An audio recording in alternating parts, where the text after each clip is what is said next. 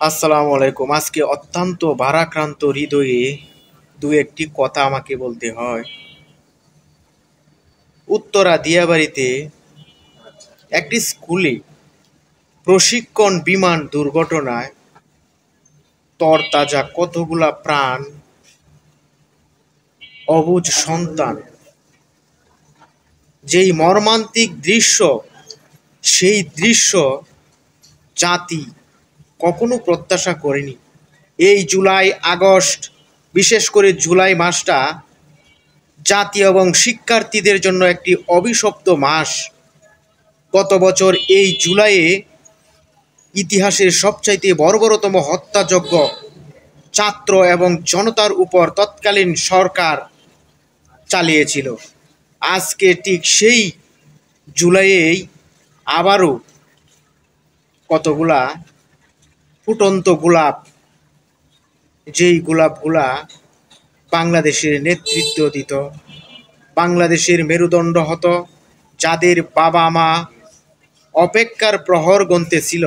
এই তো 10 minute 15 minute পরে তাদের বুকের ধন বাসায় যাবে। অনেকেই খাবার নিয়ে অপেক্ষা করতেছে, বয়োজ্যেষ্ঠ দাদা দাদু তারাও অপেক্ষা করতেছে। এই মর্মান্তিক দুর্ঘটনার দায় কার? প্রথমত, সাময়িক প্রশিক্ষণ যেগুলা দেওয়া হয় এগুলা জনবহুল স্থানে দেওয়াটা উচিত হয়নি।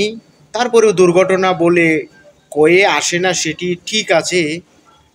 এখানে কিন্তু একটি দায় থেকেই যায়। এই দুর্ঘটনায় পুরো জাতি স্তব্ধ হয়ে যেই দৃশ্যগুলো আমরা দেখলাম, এই দৃশ্য দেখে কোনো মানুষ স্থির থাকতে পারে না, স্থির থাকার কথাও নয়। জ্বলসে যাচ্ছে চোখের সামনে সন্তানগুলা, তাদেরকে বাঁচানোর কোনো চেষ্টা করলেও কোনোতেই সফল হওয়া যাচ্ছে না। আগুনে পুরা অবস্থায় সন্তানগুলা দৌড়াচ্ছে। এই তো কালকে সকালবেলায়ও কোলাহলপূর্ণ খেলাধুলা দুষ্টুমিতে মেতেছিল কচিকাচার সেই মিলন মেলায়। আজকে তাদের মর্মান্তিক একটি হৃদয় বিদারক একটি ঘটনা। আল্লাহর দরবারে আরজি জানাবো, যারা নিহত হয়েছে তাদেরকে উচ্চ মাকাম দান করো জান্নাতের। যারা আহত তাদেরকে অতি দ্রুত সুস্থতার ব্যবস্থা করে দাও। এবং যেই সকল ফ্যামিলিদের এই দুর্ঘটনা ঘটেছে সেই সকল বাবা মা আত্মীয় স্বজনদেরকে এই সুখ সইবার শক্তি দান করো।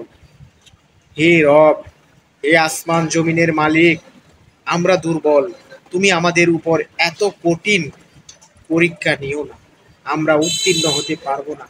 তোমার দয়া, তোমার রহমত ছাড়া এই দুনিয়ায়